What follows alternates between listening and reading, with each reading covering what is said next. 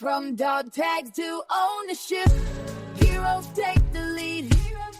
Stories of veterans building dreams with passion, drive, and speed. From service to success, we're here to inspire the quest. Dog tags to ownership, we're the best. Take the prize. From the battlefield to the boardroom, this is Dog Tags to Ownership, the podcast where veterans share their journeys from serving our nation to leading in business. Hear inspiring stories of grit, growth, and the entrepreneurial spirit that drives those who serve to succeed. Tune in and take the first step toward your own mission in entrepreneurship.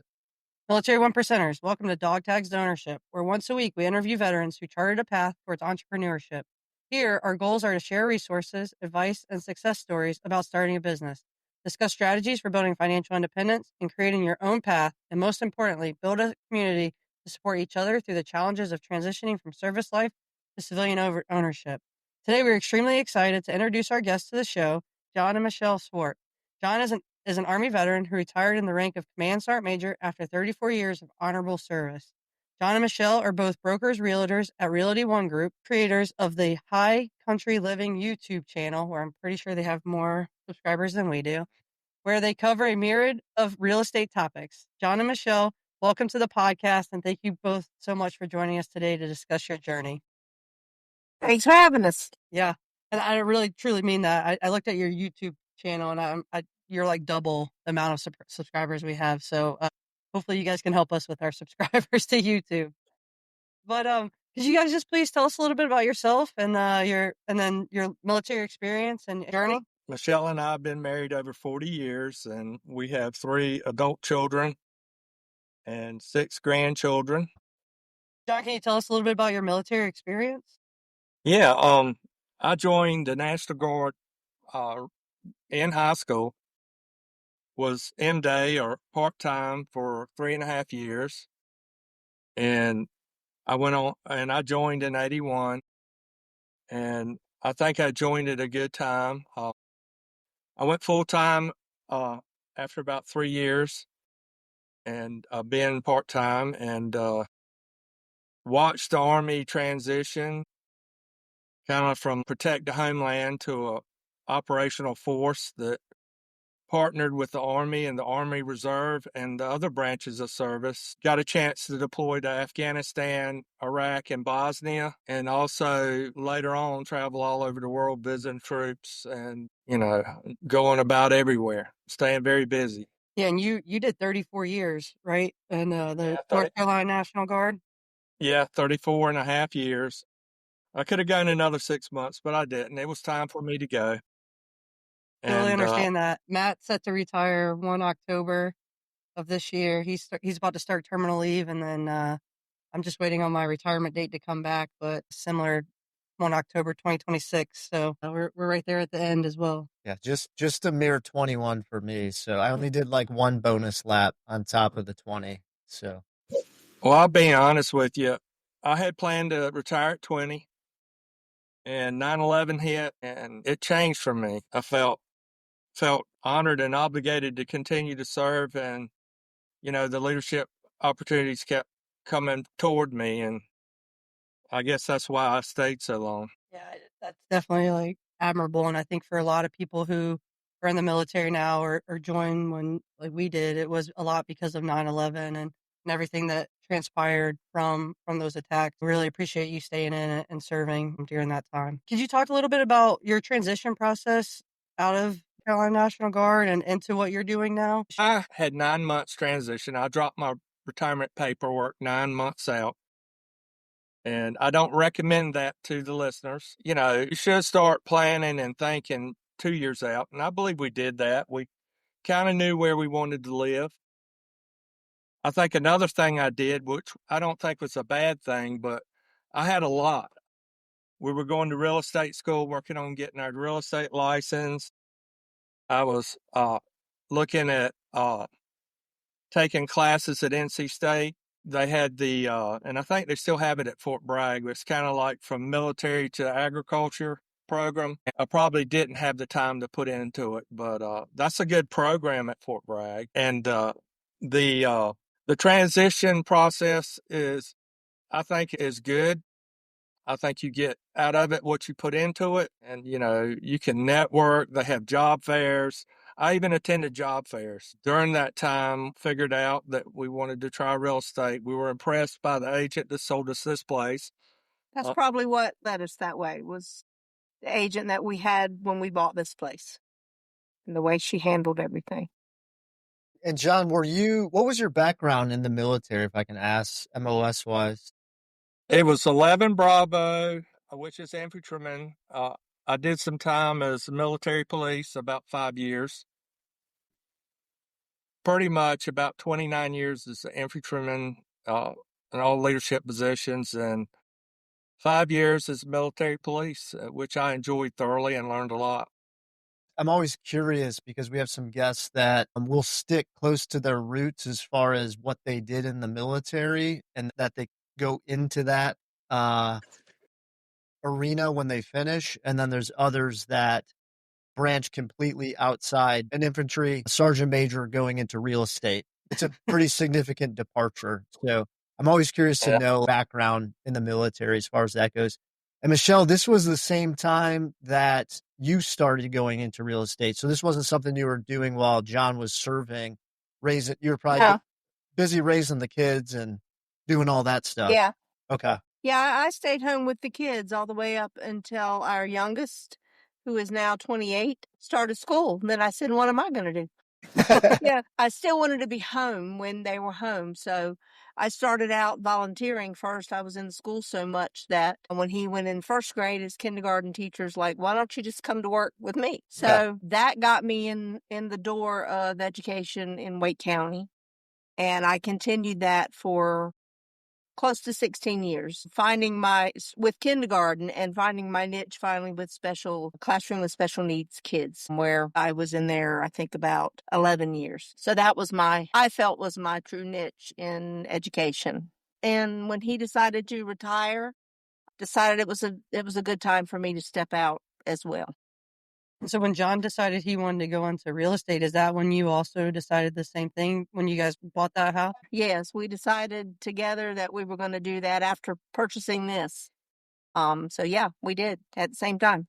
And, we call ourselves a team, and we truly are. And my service in the military would not have happened without Michelle's support and what she's done. I feel like she's got just as much in the game as I did, and I recognize that.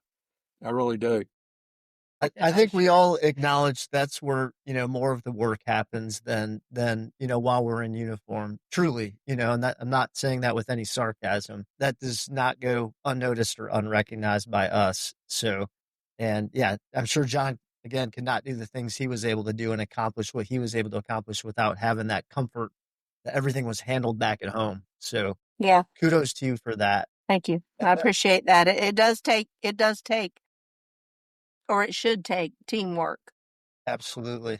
For both sides to be successful. So how far now, or how long did you both jump into the real estate career path? And can you just kind of talk about that? Yeah, that transition a little bit more into getting into real estate. Well, actually, you were on your terminal leave, as they say, and then I was in a year-round school. So when I tracked out in October, I didn't go back, and I believe we started classes in October and finished that in December. And got our license in January of 19 and moved up. We bought this place in May of 18. I retired 31 December 18, and we moved up here full time in February of 19. And we've been dealing with real estate ever since. So it's been about And 6 years. That's not all we do. I have a mentally disabled sister that has pretty much moved along as my mom did at the time. My mom has passed now, but I have a mentally disabled sister that is in assisted living here near us. He's since moved his almost 97-year-old mom up here. And so we have them. That takes a lot of our time as well, that we feel blessed that we can do that. And like we said, we like to travel. We like to volunteer. We've got our work and we have our family. And all of that is a part of what we are. And we like to garden. Yes. And 2,000 Christmas trees out there, we do. And a new venture since we've been up here. And we have an Airbnb up here. Yes, we have an Airbnb. So we kind of have our feet in lots of ponds, as you might say. Yeah. Yeah. Yeah, I definitely appreciate that as someone who also does all the hustles as well. So you have a Christmas tree farm. Are you guys going to start letting people come up and cut down Christmas trees this year? We planted them 2 years ago, and it's going to take about 6 to 8 years for them to mature. And I went in business with a guy that knows everything about them, and we're 50-50, and we're growing them on our land, and I'm learning, It's never too late to learn, but I'm learning about them as time goes on. Yeah. Well, we every year go and cut down our Christmas tree. So let us know whenever you are ready, and we'll make the trip out there to North Carolina and do it. So, and you said you have an Airbnb as well. Is that in the mountains? Yes. Yeah, it's down on the river. It's across from the river, across the road from the river, but it's down in Crumpler, which is 40 minutes or so from here. Still in Ashe County. And it's a 1917 farmhouse, and it's pretty nice. How'd you get started with the Airbnb business or the short-term rental? Well, we found the house as realtors. We got to see it pretty, when it hit the market. I just love the house, and it was actually owned by people that rented it out. I don't think they had it on Airbnb or anything. They just rented it to people that they knew. But we bought it and kept the same thing in mind, and we are able to use it when our whole family comes, because when there's all of us now, there's 14. So that's kind of packed in this one. So we use that, plus mainly it's for a rental. As far as like when you got into real estate, you're working underneath a broker at that time. I'm just curious. I also have a bit of a passion for just all things real estate. How much of that like initial work felt like, I don't know, sales, or you're just trying to get leads for things, or did some of the opportunities come fairly naturally, I guess? Were you working as a listing agent or more of a buyer's agent at that time? Do both. Okay. We do both, but we're more buyers lately, starting to get into the listing as well. The key to real estate is lead generation, doing things to get leads, and it's hard work. If you want to be successful in real estate, you've got to go out there and put in something every day. It doesn't have to be all day, but you have to put in the work to get the leads. And once you start generating leads, eventually some of those leads become sales. And repeat sales sometimes. Yeah, and it took us probably about 3 years, and then it got a lot easier. Yeah. And we had repeat customers several our third year. And it felt like we understood what we were doing and more comfortable with it. Finding the firm to hang your hat where you feel valuable, where you feel that you are getting the service for you so that you can service other people. And we have found that with Realty One, definitely. So finding who you fit with does a lot. Now, granted, we do say we do real estate, but we try not to let real estate do us, if you follow me, because it will run you as anything will if you let it. We enjoy what we do. We enjoy the extra money, but we don't need it, so we don't feel like we don't want it to push us. In other words, it's not the first thing on our list in life. Yeah. If we have clients, we do give them 100%. Now, yes, we do that and make sure that, and I'll tell you, that goes a long ways, is being upfront with them and working hard for them. People realize that, and that goes a long ways. Especially for the referrals, I'm sure that you generate from that. Yeah. I was curious about how much autonomy you had with working under a broker to kind of decide how much work do I want to do or not do, or if there was expectations from the broker, what you have to produce, I guess. But does that exist? I'd be yes and no. Ours doesn't, and I'll tell you, we our owner and main broker in charge is Teresa Overcash and her husband Kirk. And Teresa's a great leader, and we can attend training 5 days a week. I mean, If you want to. she pushes us to be successful or gives us the tools to be successful, and it's up to us. And the better we perform, the better it is for our firm. But we don't feel pressured in any way to make a sale at all. And then just talking about her, because I know before Matt got here, you and I were talking briefly, but you said that she was the one that got you into the YouTube channel. How did that all come about with you guys creating the High Country Living YouTube channel? Well, I don't think Michelle was so forward at first, but Teresa had some motivational. One was getting leads, and the other was making 2025 your best year. And there's all kind. You can do door knocking to get leads. You can do cold calls, and she had a list of about 10 or 15 things. And I told Michelle, I said, we're going to pick two things we feel comfortable with. And one of them was have a YouTube channel and do social media.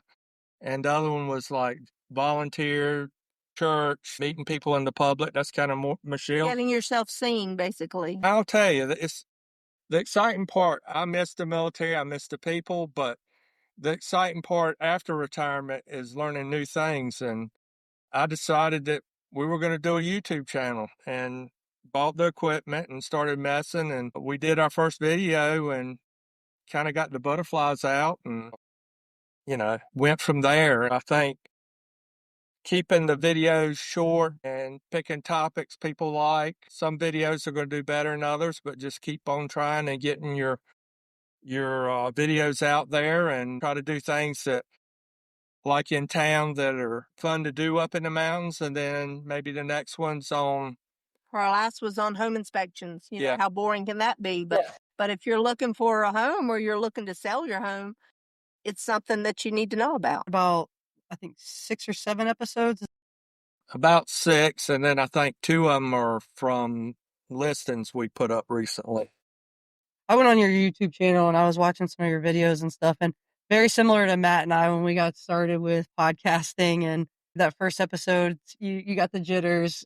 Both of our spouses made fun of us a little bit about our first episode, but as you get going and stuff, it just gets easier over time, and it becomes a lot of fun. And I'm sure for you all, it's just become more fun, and you get to talk to people because you do interviews as well. So I'm sure that's just a newfound joy, I guess, or passion for you both.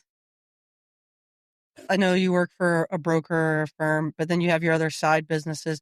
Do you guys leverage any of like the veteran benefits or anything to help you with your businesses? I can't say that we did. They're out there. I can't say that we have.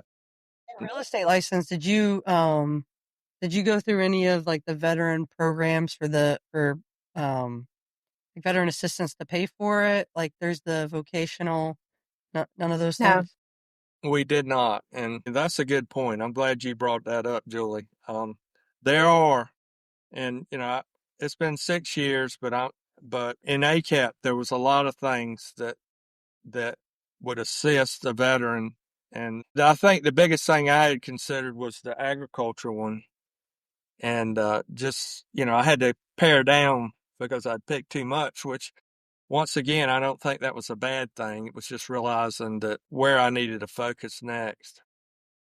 I think what we've learned as we've talked to people when it comes to the veteran benefits and stuff, there's the transition assistance program, TAP, that everybody goes through, but a lot of people just don't know about the different benefits that are out there. Our episode that just came out this past week, we talked to a guy who has his own production company, and he utilized the vocational program to get he's in film school right now. And that was something I didn't even know about. And he said that they're paying for the school, and it's through, like, you have to be out, and they pay for him to go to film school right now. And I was like, oh, is that part of your GI Bill? He's like, no, this is totally separate. It's just one of those things that as we're talking to more and more folks over the span of our podcast, just learning that there are so many different things out there, but nobody knows about them. Like you hear about it, and so just trying to get that out to our community and to our followers is one of the most important things for Matt and I. So, and another thing like you brought up was from Bragg, the agricultural program, and you said that was through NC State. Yes, and the guy, I don't know if he still runs it, but the guy that runs it was a Marine veteran that had a degree in agriculture, and he partnered with state, and it was at Fort Bragg, and the curriculum was great. And they even wanted their trips, if you could, your commander had to sign off that you could attend that, during your transition. But one of the trips was out to one of the Christmas tree farms out here. Probably the one that's around us. Yeah. Did you go on that trip? No, I didn't. Yeah, that's awesome. That's definitely something I'll look up to put into the show notes because I think that's super important for people to know about, especially, those veterans who are getting out and want to get into agriculture, want to get into even like the fishing community and things like that. Because in North Carolina, Fort Bragg, you got Camp Lejeune, so many big military bases there where people get out. So I think those are important. I'm curious to know too, because I know you talked about your priorities now in life. And when when Julie was coming up with the idea for this podcast, dog tax ownership, military service to ownership of business. I also talked about like owning your life or having more autonomy, what you want to do if you want to spend time with the grandkids. So I'm curious with where you're at now. You're trying to grow a bit with real estate, generate leads, I think, right?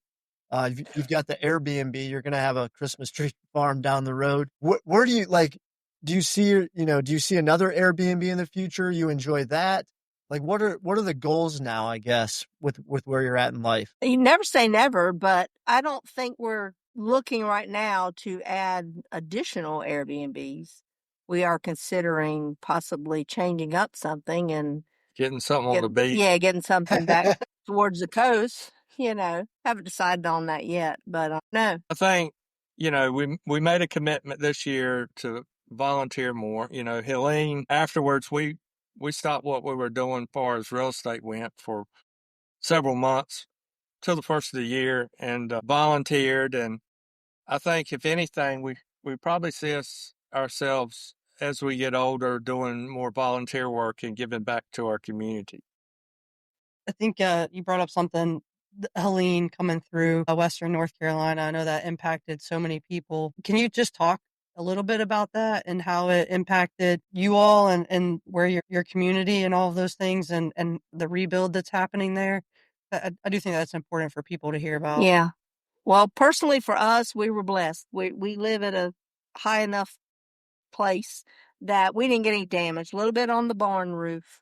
The biggest, as they say up here, the hollers. Our holler was blocked for about 5 days before it was open to get like a side-by-side through. And then our neighbor does a lot of backhoe, bulldoze, that type of stuff. So he opened it a little more. Compared to some places, this wasn't hit as hard, but it was hit hard for those who lost everything. They lost everything. And, that's a lot to them. Yeah. So, what you can add to that too. So, it was overwhelming, the public coming Oh to my our. gosh. There's a lady that lives on our road. She's elderly, and her house was condemned. It flooded her house. And we watched over the last several weeks, churches and volunteers build her house back better than it was. Yeah, she'll be back in it probably in a few weeks. But The outpour of volunteers was just unbelievable. If you come to the mountains are still pretty. The streams and creeks are being cleaned up. The roads are kind of congested because they're still fixing the roads and cleaning up. But still come, you just have to be patient with some of the stuff. It's going to be a long time. People are recovering. It's going to be a long time before the creeks and the rivers. Reshape them, basically, A lot of down trees. There are whole trees in the river that are just waiting to be cleaned up. But Creston itself, where we live on the river down there was a lot of flooding, a lot of houses either washed away or flooded. So they've had to either be condemned or they're rebuilding. Where we volunteer was flooded. Yeah. So I think they're still waiting to find out if they can what's going to happen with that. But right now it's all been cleaned up. There's so many things in that building. It was an old school. It's just the outreach program. They do Meals on Wheels there. It's got a food pantry. It's got a thrift store. I mean, it's just got a lot that the community uses there. So we're hoping that it will be able to be saved, or if not, something will be put back for the community. I grew up in North Carolina. I still have family in North Carolina, friends. It definitely affected everyone I know that lives in the mountains or their family lives in the mountains. So, and just the rebuild that's continuing to happen there. But it's still a great place to go. Like you guys said, can get to the mountains. It's beautiful out there. That whole area, there's so much to see and so much to do. So I appreciate you guys sharing a little bit of that. I know it's been hard for that. And there is still, there's so many places that were hit. Oh, so just so much even worse, but actually in Ashe County, we had one person that died directly from the storm, and she lived on our road. Oh, wow. Trying to get to higher ground, and got out of her vehicle, and that was it. So it's just devastating. Yeah. How many people that it's affected. What advice would you give someone who's currently serving or they're transitioning out of the military and they're considering a real estate? Well, I would say that if you're looking at it to be a new career, if you're, like he said, you served 34 and a half years. So that was a big chunk of our life, so we're older than some that are stepping out at 20 years, or, so if you're looking at it to be your next career, your next money maker, it can be, but be prepared to work. It will be what you make it. And the biggest advice I have is, first thing you got to do is get your license. But once you get your license, every firm in the world is going to send you a letter. They want you to join. Do your homework.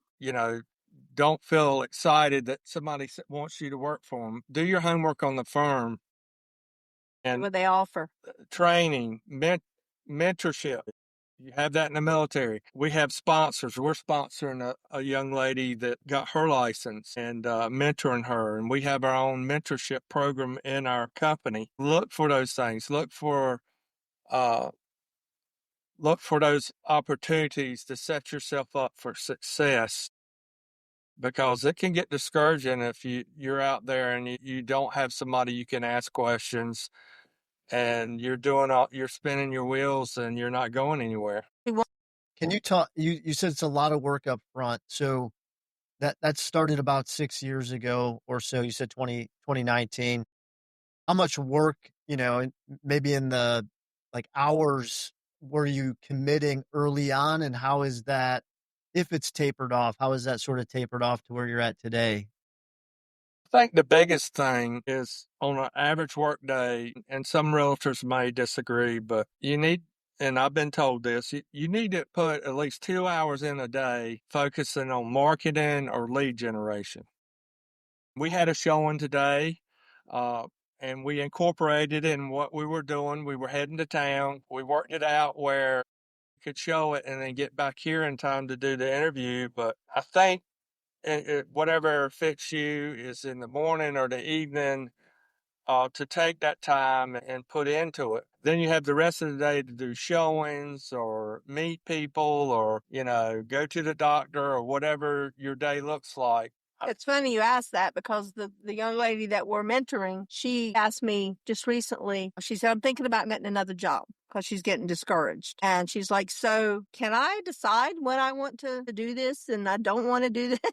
And I said, well, yes and no. Yes, you can decide how much time you're going to put in it, but also you have to remember that what you put in it helps you get what you get out of it. But like I told her, I said, you can decide if you're going to work mornings or you're going to work evenings, or, and once you get that ball rolling and you get some clients, then they know what you're going to do.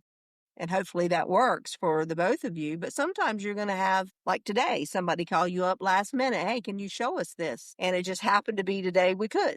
But sometimes you can't, and you just roll with it. We're a team. We are truly a team in the fact that I don't probably put as much time daily in it as he does, because my mind is on other things sometimes.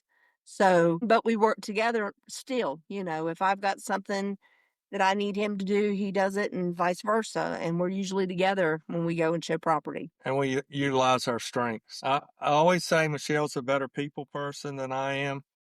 I can do the automation stuff. It's funny, you look at the skills you learned in the military and can apply it to the job after you transition out. One of the big things up here in the mountains, land navigation and terrain association. I mean, there's lessons out here in the middle of nowhere. They might have been on the market for a year and the sign's long gone. And it's just figuring out where that piece of property is and having that ability. Thankful that I can take the backwards planning process. I wouldn't have even thought about that in terms of like being in the mountains and having to find properties. But you're right. Like even when I go to the mountains, sometimes we rent an Airbnb. I'm like, where is this place? Like the GPS Yeah. takes you not anywhere close to it. Yeah, he's good at that, at Yeah. finding where we have to be. And sometimes there's no signal and you don't have that luxury of automation and the old skills kick in. Oh, yeah. And we've had other guests on too that, talk about the same thing, like relying on one's, strengths and making up for the other's weakness, like we've learned in the Army. It's a team sport, it's a team activity. So that's pretty cool that you're, able to do a lot of what you learn in the Army, because there's always someone that's like better, smarter, faster, stronger, whatever, to help with a task. And we always rely on each other. So that's pretty cool. Yeah. So I think we're going to wrap up, but we have 2 questions that we ask at the end of every podcast. So I'll let Matt start. Yep. So coincidentally, I read a lot of real estate books or listen to a lot of real estate podcasts. What do y'all listen to, or what do y'all read that you'd maybe recommend to listeners? Well, I'll tell you, he's more of the listener and sitting there and doing all that. I don't. I'll be honest, I don't. Mine is just when I meet people, and it's just the connection and the being able to talk with them and reel them in. Yeah. And then, he does his part of it, and probably all the things that we do, if we watch anything in the classes that we take through Teresa, that kind of thing for me. I do not necessarily sit and look up things to listen to. Maybe I should, but I don't. And I'll be honest with you, maybe when I first got in, I was listening to, certain podcasts, but with the company we have now and the training and the videos, even if I miss, like we had training on Wednesday, it was about leads. At night, I can go to that link and watch that training, and I have enough confidence in my company that I'm going to focus on that and not so much the podcasts out there. I think, and that's really important, I think, for anybody, not just in real estate, but anything that they're looking to do and get started in, is do that homework and not just take the first thing out there. The second question, it's a little bit more fun. Admiral William McRaven authored the book, Make Your Bed, Little Things That Can Change Your Life and Maybe the World. So who makes the bed at night or in the morning? Both of us. Both of us, actually. If he sometimes gets in there before I do, and so today the cat's claimed it, so it's not made very well. Yeah, that's both. Both And of I you? have listened to Admiral McRaven's speech. I would like to add something if you got a minute. First of all, I appreciate what both of you are doing. I think it's needed to talk about transition and talk to different people and share those things. It helps everybody. But when you get out of the military, you need to have the mindset that you're not guaranteed a job just because you were a service member. You've got to prepare yourself, and you've got to take those, and you have a lot of skills. All of us in the military have a lot of skills, and the spouses, what they've done to support their military member, we have the skill sets. We've got to transfer it in the right language and present ourselves. And, you might have been charged in the military, but when you go out there, I'm all ears now. I'm not a command sergeant major anymore, but thank you. It has been a pleasure speaking with both of you and meeting you both for the first time. You both seem like wonderful people, and very grounded. I just get the sense that you all just, have your priorities in line, and that's been super. It's been super nice to hear. So thanks. Hey, we're not promised tomorrows. Every day is a blessing. So And the older you get, the more you realize that, and it's valuable. And just hearing you guys talk about that and your journey, and it's like Matt said, it's refreshing and helps, I think, both of us, just continue to be grounded. So really appreciate you guys coming on today.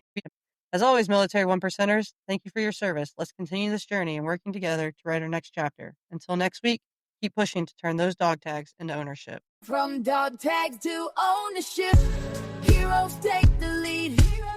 Stories of veterans building trains with passion, drive, and speed. From service to success, we're here to inspire the quest. Dog tags to ownership, we're the best. Take the prize.